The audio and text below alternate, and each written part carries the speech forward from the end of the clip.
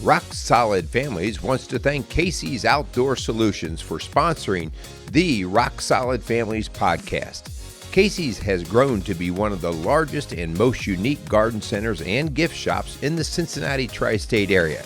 Whether you are looking to take on that next landscape project or simply add a little home decor to your house, Casey's has you covered. Located at 21481 State Line Road, Lawrenceburg, Indiana. Call them today at 812-537-3800. Let Casey's help you add beauty to your home.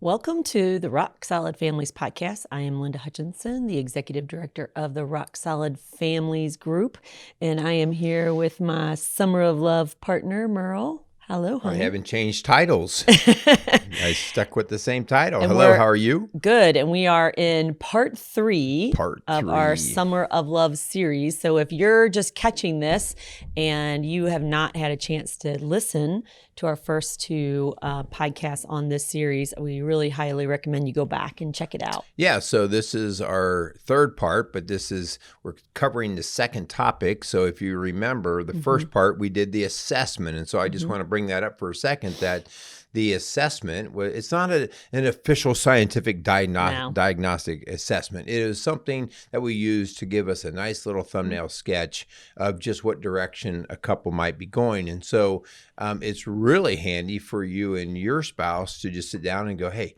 it's 16 questions. Let's just run through this thing, okay? Yeah. And so if you didn't get that, it is linked into our show notes. So you can open that up. It'll take you all of about 5 minutes to scroll through it and even score it. And then at the end of that, you'll score that in various columns, 4 different columns, where we cover communication, emotional wellness, physical intimacy wellness, and spiritual wellness. These are the 4 areas that probably, if we're having some struggles, it's something in those areas. Yeah, and so what we did is we divided up that assessment into those 4 categories. And so you actually get a score, a snapshot for each of those areas. And so what we did in part 1, we said, hey, for the next 4 weeks, this 4 sessions, we're going to be covering one topic at a time. So last week in part 2, we covered our first topic, and that was the whole idea of communication. And What'd you say?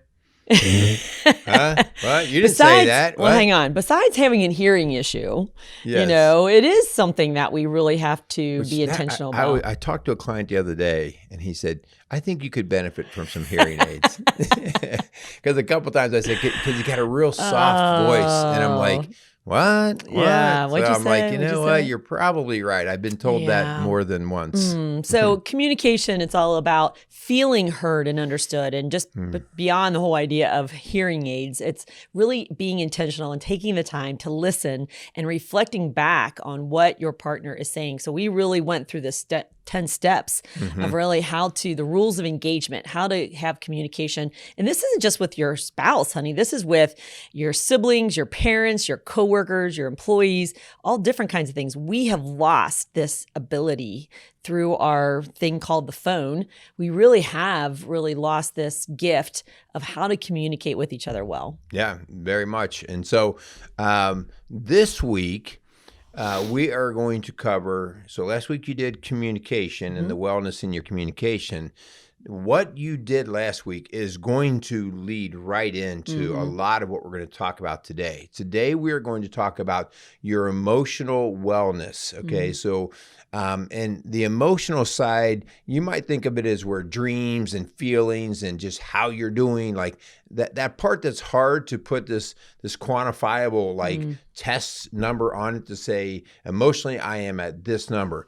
But everybody, we know that feelings are real. Just like love, you can't see, but you can experience. We know that emotions, you can't really see it, but you can definitely feel it. And so we can't deny that those are a big player in how our relationships go. And so that's what we're going to tackle today. Yeah, and you're right. And honestly, sometimes we don't realize we're not feeling it until it's not there. And then you're like, oh, I'm missing something. What am I missing? Maybe it is feeling empathy, whether it is connection, whether it is trust, whatever it is. So, but before we do that, we need to thank our sponsors. Let's do it. We want to thank Casey's Outdoor Solutions and Maxwell Construction for their support of the Rock Solid Family podcast, and really the nonprofit organization Rock Solid Families. And so if you're just finding this online and you don't know who we are, we would love for you to connect with us and check us out at rocksolidfamilies.org. You can find out all of our podcasts, all of our blogs, all about our coaching on that website. Yes. Okay. You ready? Yes. Do you remember when we were dating? Oh, yes, I do. Okay. 38 years ago. 39. Actually, we started 39. Wow. Isn't that crazy? That is crazy. 39. And so I want all of you out there listening to think about how you were feeling in the relationship with your person who maybe turned into your spouse, how you were feeling about those days of dating. And I say that because there is something going on there where you feel connection. You'll even hear couples talk about, we were made for each other. We are soulmates. We are connected. You get me. You complete me. That was a Jerry Maguire movie. So there's lots of different sort of this weird connection that almost creates an excitement in you. Okay. And, that's not to be dismissed. If you didn't have that, chances are you wouldn't be dating that person for very long. So it's like, okay, so what is behind that? And so that's kind of what we're going to start to get into a little bit of. How do you feel about your partner these days? Is there that level of interest and excitement? Is there that dreaming that's going on? Remember, hon, when we were dating and not just are we challenging ourselves with, well, where do you want to be in 5 years? But you're also like, well, what about our careers? Well, what about kids? Well, what kind of house? What kind of car? So there's all these different things. And even if they're outside of the marriage, they're the things that the two of you are looking at doing together. Yeah. John Gottman, who's one of the leading researchers in marriage and family, he describes this as being one of the key elements in a successful, healthy couple. And so if you're not dreaming together, that is a red flag. And so we're kind of using that as a little bit of a barometer. Some of those questions, a lot of the questions that you answered about emotional wellness really had to do with, are you dreaming together? Are you planning for the future together? Yeah. So now fast forward to where you are in your relationship now. And, to some degree, there's always some letdown. There's some disappointment. There's some different thoughts of, well, it didn't quite turn out like I thought it was going to. Whether you didn't make the money, or you didn't have the career, or your kids are different than you thought they'd be, or whatever. Like there's challenges that come up that you look at your dream and you go, well, that didn't quite work out the way I thought it was going to. And sometimes it's because we have very unrealistic expectations, hon, and we really set our partner up, we set our family up for failure when we put them on a pedestal, when we expect them to complete us, as we said before, and to give us something that really God is the one that's intended to give us, not our partner. Yeah.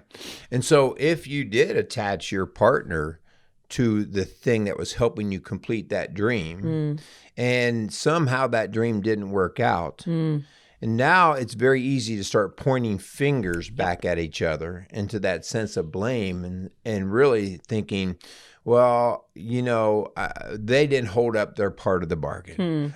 She's no longer, we're not having sex like we used to. And so, something's gone wrong there. He's not as trustworthy as I thought he would be. He's been in and out of jobs. She complains a lot. And so you have all these things that start the finger pointing of who's breaking the dreams. Okay. And that's the thing we have to stop on for just a second. All right. Because at that point, we start to say, well, I'm not going to dream with that person anymore. I'm not going to dream about being sexually intimate with my wife anymore because it never happens. And again, and I'm not blaming a wife or a husband or anything, but then you can see doors can open then to other things, hey, this other lady, she's talking to me awfully nice, okay? Yeah. And we also will just shut down the whole idea of sharing that dream with a partner, and we'll just go and take care of it ourselves. We'll start dreaming ourselves, and we'll start pursuing that career, right? Or we'll start having our eyes on someone else thinking, okay, well, if they're not going to meet my needs, I'm going to go seek it somewhere else. And you've got to really align your decisions and your heart with what God is calling you to do. I'm not saying you should be in a loveless marriage. I'm saying that let's go about pursuing those dreams and seeking out that connection with your partner the right, healthy way. Yeah. And if we don't, some of you might listening, because we hear this all the time or two in our work, is we kind of feel like we're just coexisting, that we're friends living in the same house. Roommates. Yeah, we're roommates. And so you're going to hear those kind of phrases. You may have had a level of thinking of that just in your own relationship, in your marriage. And so, hon, let's go after how can we help? Okay, so we're going to get into, I think we have 5 different things that we're going to really hit on hard to say, if you can start doing these things, you're going to see some dreams come back. And hon, I know there's going to be people that are listening or thinking, it's too late. The fire's already out. And so we're just saying, don't count this out. Let's put another log on the fire and see if we can't rekindle, blow on that fire to see if we can rekindle. Get the gasoline out, dude. Come on, quit messing You tried around. that. That didn't work out so well. Hey, everything caught on fire. Yeah, we highly would not recommend that as you walked away and lighted that. It went boom right up the back of you. But anyway, that's way over that subject. But, it's not too late to revitalize the dream. Number 1 is to ask, how is your partner doing? To really assess and evaluate, how is your partner doing? We go back to that communication last week. That was number 1 in our communication steps, was that heart check, right, hon? The daily heart check. Because some of you have just allowed your relationship to die on the vine. I mean, when you say, hon, how are they doing? I mean, we're really talking about being intentional about that question and then doing something really active with it. We could say, I know how they're doing, but little opportunities that we miss all the time when we notice that our partner is a little bit extra tired more than normal. They're crabby. They're quiet. Like these are things that left unchecked can lead to drifting away. And so through the communication that Lynn is just talking about, we're going to start digging in on, how are you doing? Remember, we talked about let's just talk about what you're doing so we can get the conversation going. But we're going to sift through that, and we're going to start paying attention to how our partner is doing. Yeah, if you listened to last week's show, we talked about how it takes about 7 or 8 minutes to get past surface talk, to really get into the heart check. And so our son, hon, he's a teenage boy, okay? So they don't give you a whole lot to start with. No, they don't. And we just picked him up from camp. And so he's extra tired, right? And so we're sitting there, and he's usually just gabbing a mile a minute, and he doesn't have a whole lot to say. And you were just pounding on him. Well, what'd you do here? Well, what happened here? Okay, What's going on? So I was doing this heart check. I just wanted to make sure that it's not something other than he's exhausted. And I asked him, like, are you sure you're okay? Did anything happen? Yeah. And he's just like, no, I'm exhausted. Okay. Yeah. So sleep it off. Okay. But if day after day after day, after he comes back, I still get the same response after he's slept and he's, eaten and showered. And so I'm going to check in again. Yeah. Right. Yeah. So we can't let that just go and just assume that everything is okay, because there could be something deeper. And if I don't really pay attention to that and keep a heart check going, then I might miss something really important. Yeah. So number 1 is start checking in on how and taking note on how your partner is doing, okay? Number 2, and so I want to connect, hon, to a concept here, all right? And it's a concept because you could take it literally and it would confuse the whole thing up, okay? And that is, your heart equals hope. And when we talk about heart, I'm not talking about the physical heart. I'm talking about the spiritual heart, okay? When we say, man, that guy has a heart for baseball. He has a heart for his wife. We have a heart for something. That means we have a passion for it, okay?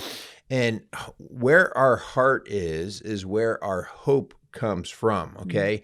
And without hope is the fuel, guys. It is a fuel. Like we've talked about depression before, and when somebody is depressed to the point of being suicidal, they will say, there is no hope.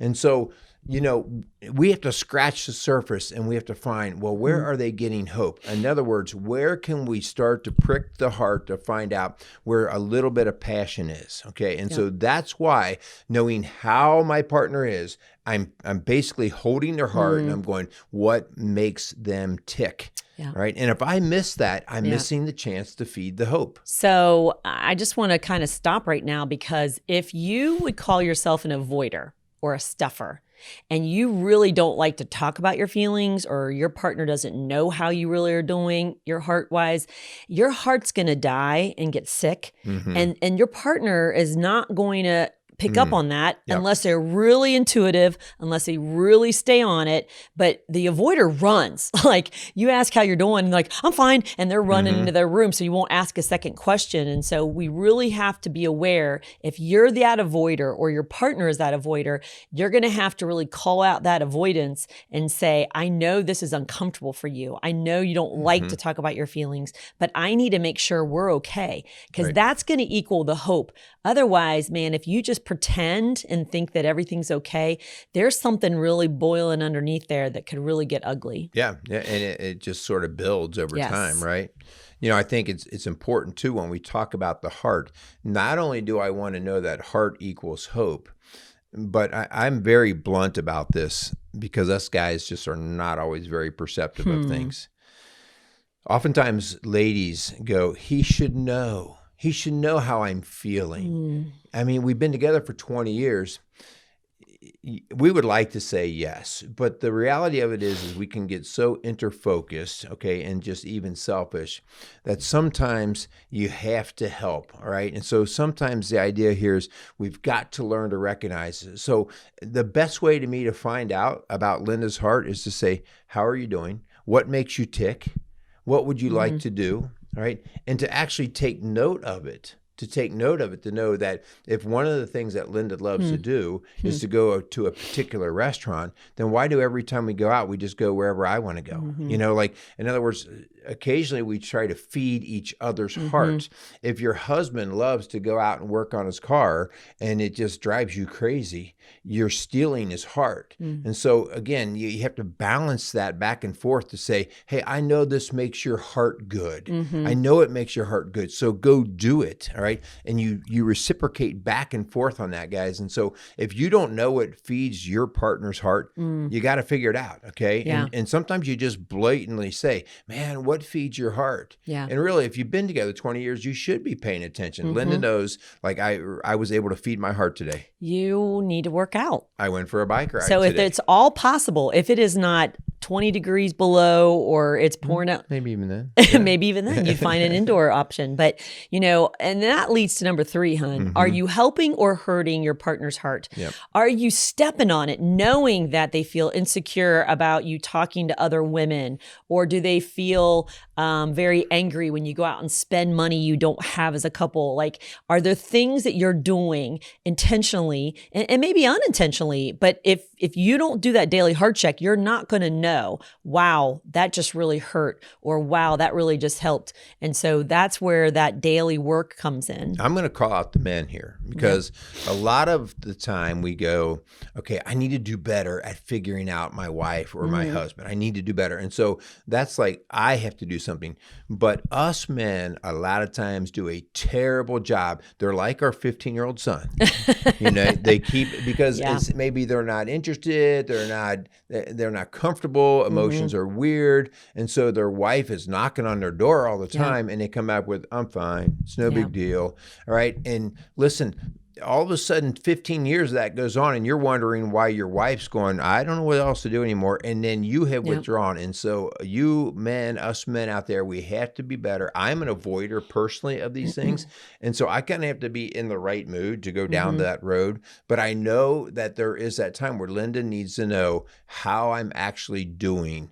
Okay. And so stop playing Mr. Martyr or Mr. Tough Guy and come out and say, today just kind of really sucked. And this is what's going on with me. And I'm just kind of struggling. Hey, she's going, oh, okay, good. Like now I at least know. Right.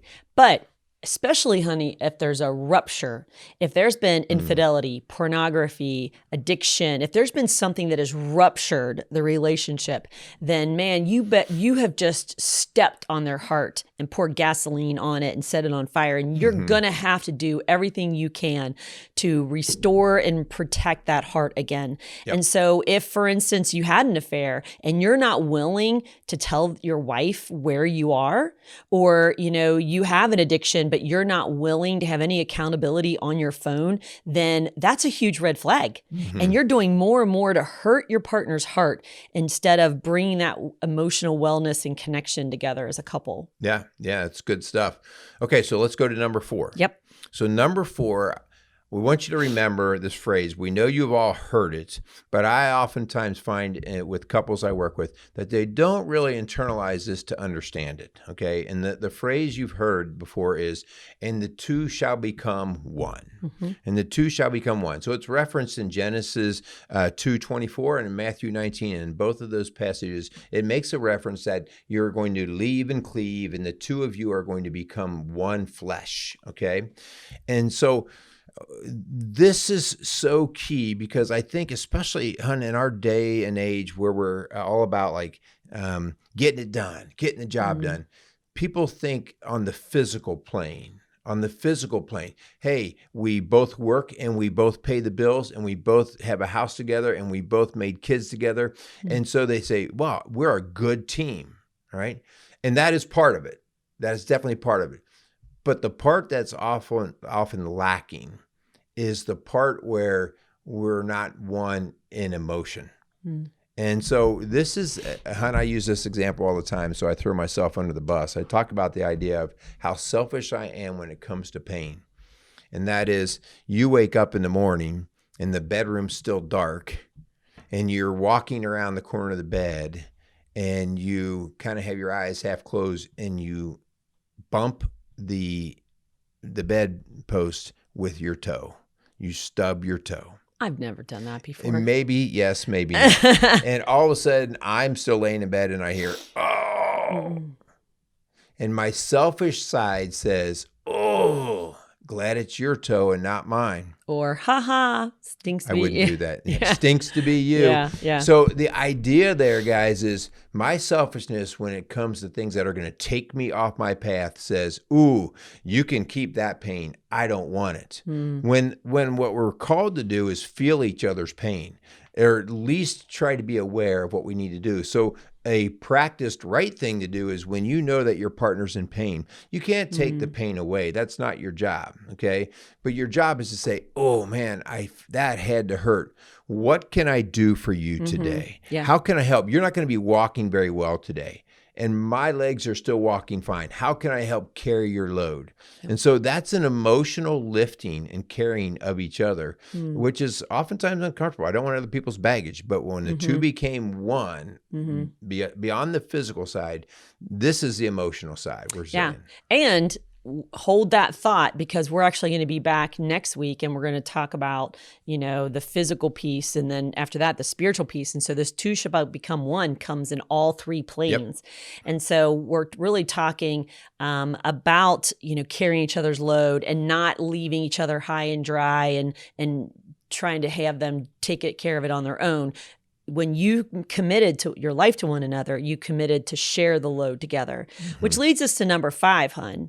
And that is literally putting yourself in someone else's shoes, having that empathy. And are you feeling what your partner is feeling? Are you hurting when they're hurting? And so empathy is literally carrying that load, but also putting yourself into their shoes instead of what is in it for me? How does that affect me? It's what's going on for you. And so we want to have that empathy. You didn't read how I called it. This is really cool. What's that? Number 5. What? The key is empathy. Oh, it's got a rhyme. Yeah. Oh, sorry. And guys, you boil all this down and you say, why are we emotionally in a desert?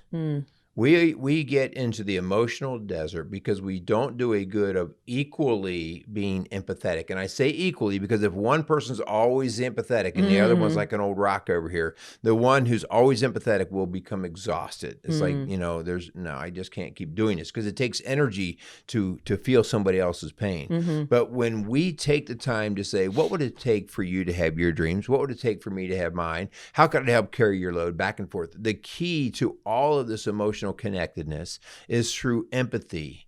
All right. And that is exactly what we're talking about. Taking the time to see stuff through your spouse's eyes and just saying, what makes you click? And if we can do that in a good balance back and forth, we know each other is going to cover the other's back. Kind of reminds me of Ephesians 5, where Paul says, submit to one another out of reverence for Christ. And so, I want to do this. This is my dream, but this is your dream. Maybe your dream is to go back to school. So I want to go be a professional cyclist, but I want to make sure you get your dream. And as me, I would say, I want to make sure you get so submit to one another out of reverence for Christ. And so we really are putting our spouse above our own needs and thinking about, okay, how can we work together as a team to really feed one another, right? To care for one another. And that's the emotional wellness and connection that we want for you as a couple. This world is dark, hun. And there's a lot of evil and hopelessness out in the world, but we don't have to experience that when we have each other and when we know Christ. And when we bring that together in oneness, wow, that is beautiful stuff that helps us fight against those spiritual battles. Yeah, well, empathy is the cure for all selfishness. When we can do to others as we would have one do to me. That sounds very biblical. Well, I wonder how that comes to be, right? It starts to make sense. And so, guys, here's the bottom line, okay? As you come through this and you saw that maybe you guys struggled a little bit on the emotional side, is all you really have to do is both of you start having a willingness to start looking through each other's eyes. Don't dismiss it, even if it's like, well, I don't understand why they like to do that. Listen, God wired us all differently. What we have to do is support their wiring. And if we both do that relatively equally, all right, you're both are going to hold each other up a whole lot better. Yeah. I'm going to say what we said last week about unforgiveness and trauma.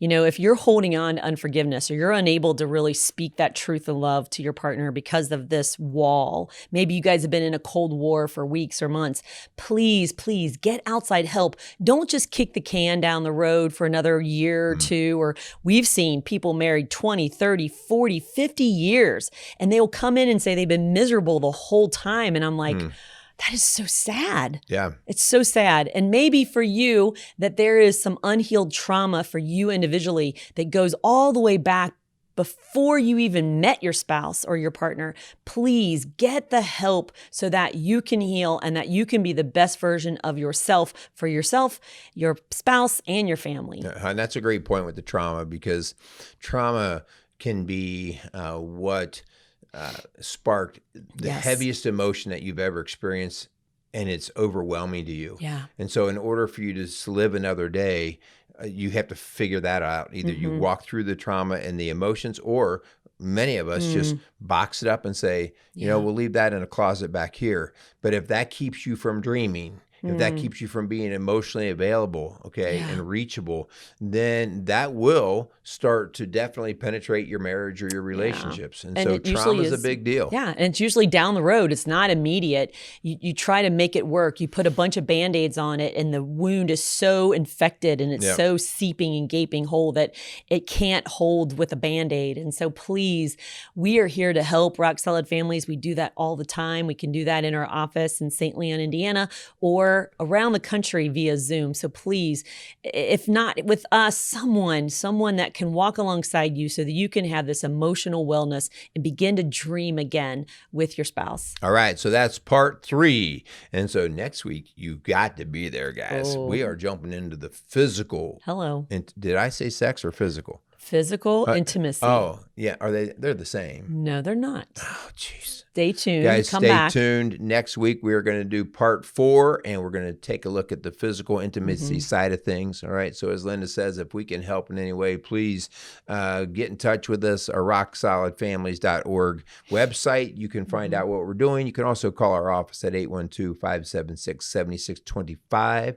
A huge thank you to Maxwell Construction and Casey's Outdoor Solutions for all their support. So I think that's it. Let's get out of here. Yeah. So thank you for listening to the Summer of Love series and to Rock Solid Family Podcast, building a stronger community, one family at a time. Make it a great day.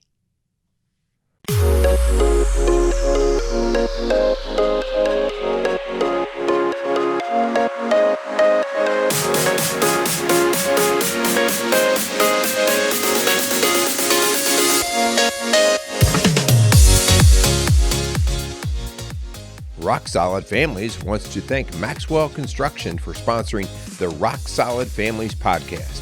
For over 30 years, Maxwell Construction has been a leader in turning dreams into realities, building schools, banks, restaurants, and many other commercial and public facilities. Maxwell Construction has made it their priority to not just build buildings, but to build into their community. So if you have any construction needs, call them at 812-537-2200.